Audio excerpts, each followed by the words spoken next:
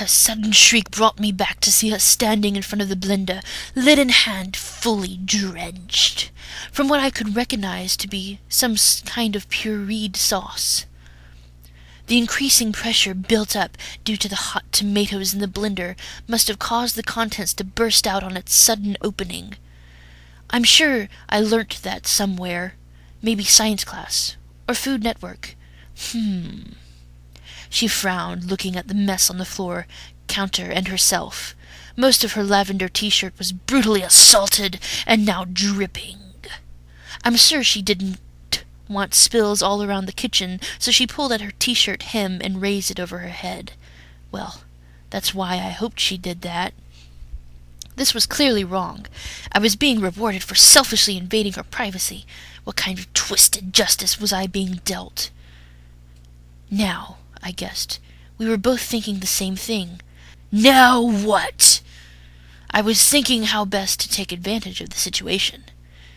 And she was looking left and right with the wet t-shirt in her fist, deciding whether to do the rest of the cooking in her new avatar or quickly run up and change.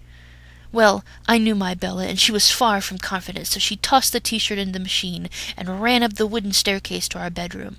Should I surprise her in the bedroom? No, she was clearly enjoying herself, and I was guessing she would be famished after all the work she had to do. So I decided to be selfless and let her be Bella sans Edward for the day. Selfless, indeed. Seeing Bella so uninhibiting was so refreshing. I could watch her for hours.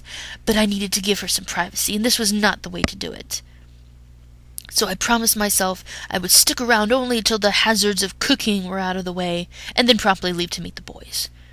She returned, walking down the stairs in a pink t-shirt, which was strategically ripped in several places. I guessed she was expecting more damages. How appropriate! She paused on the staircase, staring at the stone walls scattered with all our pictures. I could just see her touching upon each moment in her mind, tracing back to how it brought us there. She broke out into a reminiscing smile, and I reminded myself how lucky I was to have this angelic creature wake up each morning in my arms. Her heart so pure, innocent and fresh. ... Setting back to her original pace, she attacked the scene of the crime with fervor, mopping, wiping, and cleaning whatever was required. She finished up the dishes while her raw ingredients simmered in the pan on the stove. She tossed in her pasta, stirred it a bit, and put it all in a big serving bowl. Was that all for her? My hungry little human. She pierced each morsel with gusto and stuffed her cute little face, sitting down at our little breakfast table for two. I was right. She was famished. Before I realized it, she was up and about again, and I finally willed myself to leave when the cutest little burp escaped her petite lips. It was one of the most endearing sounds I had heard her utter. Clearly, I was not feeding her enough. "Bella, what was that?" She was reprimanding herself. "Thank goodness Edward isn't here, otherwise he would run for the hills by now," she told herself. Far from it. I would have run to her that very moment and locked her in my embrace, if it wasn't for my promise. And with a heavy heart I left. I returned from my testosterone-filled afternoon of bowling with Emmett and Jasper, only to find my beautiful bride in the garden. She was on her knees, gloves on, pulling out some offending weeds, humming Pink Panther theme song.